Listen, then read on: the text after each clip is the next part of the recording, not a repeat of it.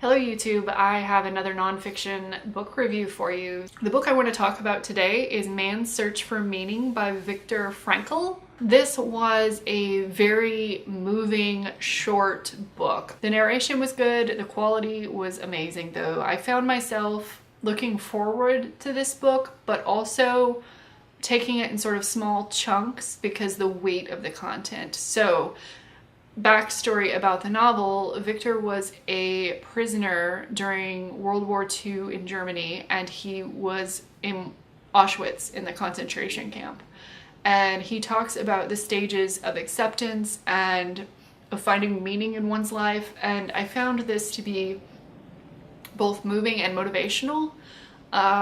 The first part, because he talks about the stages he went through when he was rounded up to go to the concentration camp, and the lack of knowledge as to what was happening to them, and that the other prisoners that he talked to all had the same mentality of, this is wrong, it won't be for me. How at any point he and his fellow inmates were sure that they would be rescued, that it wasn't real, and how small moments in your life can dictate huge events later on.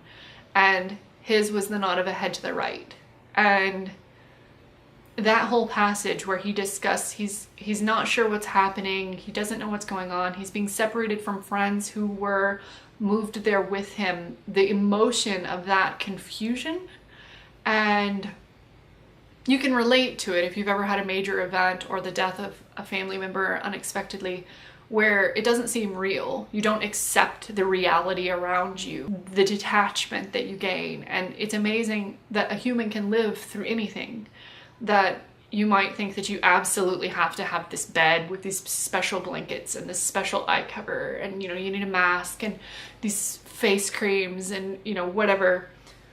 But you're all that's stripped away from you, and it's what's left that makes you human. And he talks about how when you find why you're still alive, when you find the meaning, you find the how. And I think, particularly right now, having that purpose and knowing and evaluating the value in your life is particularly important.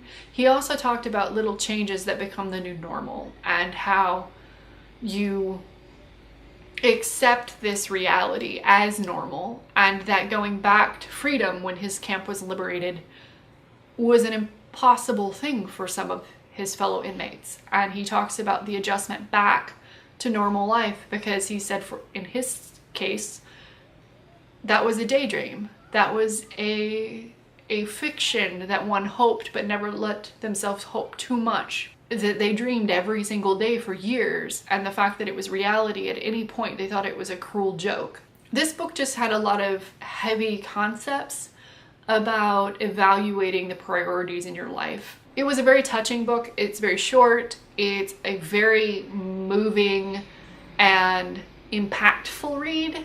Evidently in the early 90s was named as the Library of Congress when readers were asked to name a book that made a difference in your life.